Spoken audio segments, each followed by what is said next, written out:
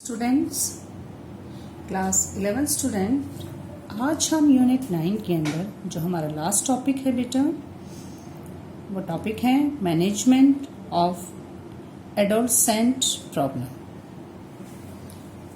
Adults की में बहुत सारी इस तरह की प्रॉब्लम्स आती हैं, उनकी मैनेजमेंट करने में उनको हम कैसे ठीक कर सकते हैं। We know that adolescent period is a stage of quick growth and development and full of stress, strains, etc. One is surrounded by a lot of problems. It is only critical for adolescent but more critical for parents, teachers who are responsible for their education and guidance. Parents and teachers are therefore required to handle adolescent very carefully. बहुत सारी ऐसी problems हैं बेटा जो adults के साथ उनके सामने बहुत इस तरह की प्रॉब्लम्स होती हैं जो उनको इस तरह का पेरेंट्स को, टीचर्स को इन चीज़ों को मैनेज करना चाहिए। और ये जो एज है ये क्या है कि बड़ा स्ट्रेस, प्रेशर, इन सब चीज़ों से भरी हुई है। व्यक्ति कई बार इन समस्याओं से घिरा होता है। ये न सिर्फ एडल्ट्स के लिए गंभीर होती हैं बल्कि उनके पेरेंट्स और टीचर के लिए भी बहुत ज़्यादा प्रॉब्लम्स होती हैं, जो कि उसकी एजुकेशन और उनका मार्गदर्शन यानी मोटिवेट के लिए से रिस्पॉन्सिबल होती है। इसलिए पेरेंट्स और टीचर्स को एडल्ट्स के साथ बड़ी ध्यानपूर्वक केयरफुली तरीके से बिहेव करना चाहिए। First, knowledge of psychology. There is a vast difference between the mind and an adolescent and the mind of an adult. Parents and teachers should have the knowledge of psychology so that they can guide the adolescent. बहुत सारे बच्चों को इस as के अंदर problems होती हैं।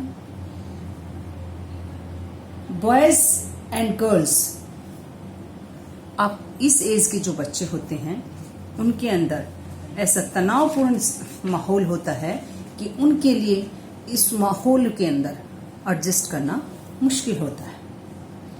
ताकि अगर आपको, हम बात कर रहे हैं साइकोलॉजी, नॉलेज ऑफ साइकोलॉजी, अगर एडल्ट्स को साइकोलॉजी की नॉलेज है तो उस पे क्या है, अपने इमोशंस में कंट्रोल करना इजी हो जाता है। और साइड बाय साइड पेरेंट्स और टीचर्स को साइकोलॉजी की स्टडी करनी चाहिए ताकि क्या है, एडल्ट्स को सही से उसको मोटिवेट कर सकें, मार्गदर्शन कर सकें।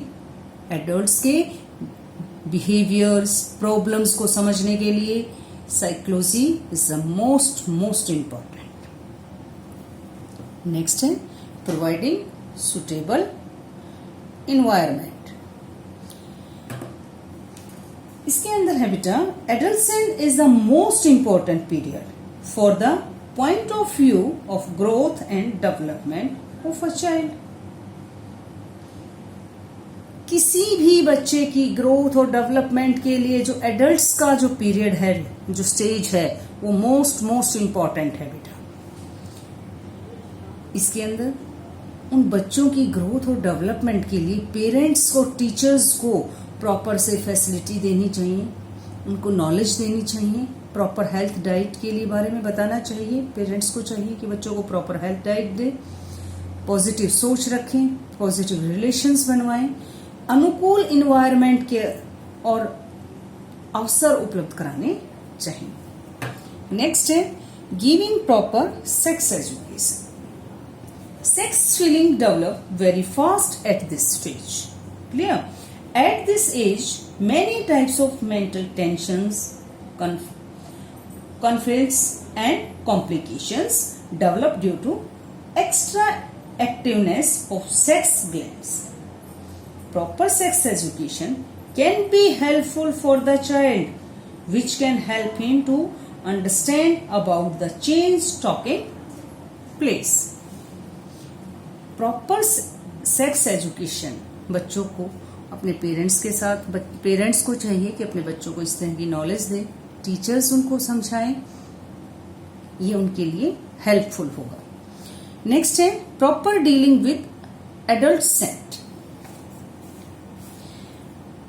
The adolescents are very emotional and soft natures.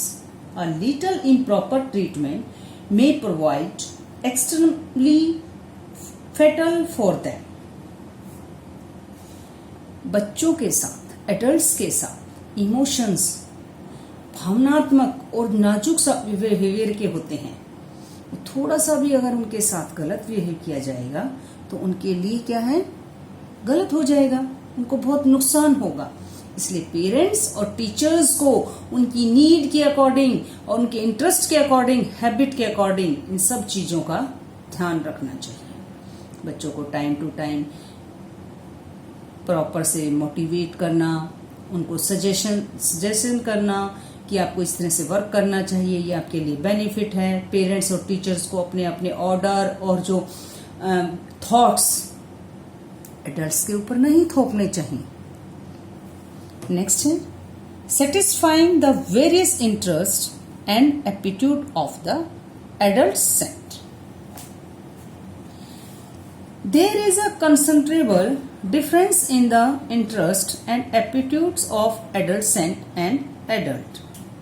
Parents and teachers should help them to fulfill the interest and need of the adolescent. It means बच्चों के साथ उनके इंटरेस्ट और उनके जो IQ लेवल्स के अकॉर्डिंग बौद्धिक स्तर में बहुत अंतर होता है. हर बच्चे का इंटरेस्ट अलग होता है, उनका IQ लेवल अलग होता है. इसलिए टीचर्स एंड पेरेंट्स को उनके इंटरेस्ट और उनकी नीड के अकॉर्डिंग ही उनको संतुष्ट करना चाहिए. यह उन्हें विभिन्न रुचियों, सहकादमियों यानी कोकरिकुलम एक्टिविटीज और स्पोर्ट्स में पार्टिसिपेट करने के लिए भी मोटिवेट करना चाहिए. Providing proper religious and moral education. First, बच्चों के लिए क्या है बेटा, उनकी मोरल एजुकेशन देनी चाहिए. The basic reason of the tendency of increasing indiscipline, immorality and unrest these days is because children are not imparted any religious or moral education at home and very less in schools. बच्चों के साथ इन दिनों में क्या है, बहुत ज्यादा indiscipline, अनैतिकता, अशांति, यही रीजंस हैं. बच्चों को थोड़ा रिलीजियस बनाइए. बच्चों के अंदर मोरल एजुकेशन एक फैमिली के द्वारा ही अच्छे से दी जा सकती है, क्योंकि इस तरह की एजुकेशन आजकल क्या है कि घरों में मिलनी बंद हो गई है और स्कूल्स में बहुत कम हो गई है, क्योंकि उन पे पढ़ाई का इतना प्रेशर है बेटा. और उन्हें मोरल एजुकेशन दी जानी चाहिए. घर का इन्वायरमेंट में भी पेरेंट्स को भी देनी चाहिए, ताकि उन बच्चों को टाइम टू टाइम अपडेट किया जा सके. और स्कूल्स के अंदर भी टीचर्स के द्वारा मोरल एजुकेशन देनी चाहिए. Last, emotional training to adults. It means in this age the emotional intensity is very high and there is a instability and humanity in their behavior. It is very easy to mislead the youth in this age and they become more attracted to destructive activities. इस as में emotions को fast यानी बहुत ज्यादा बेटा, बहुत ज्यादा होती है तीव्रता इमोशंस की. एकदम से गुस्सा आना, इमोशंस पे कंट्रोल ना करना, बहुत खुश होना, उनके बिहेवियर और अस्थिरता और अपरिपक्वता यानी अनमेच्योर होती है. इस एज में एडल्ट्स को पथभ्रष्ट भी किया जा सकता है, गुमराह भी किया जा सकता है अगर उनको गलत एजुकेशन दी जाए.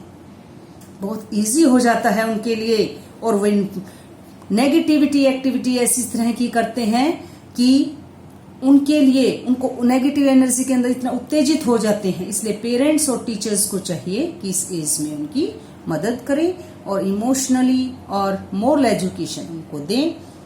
Thank you.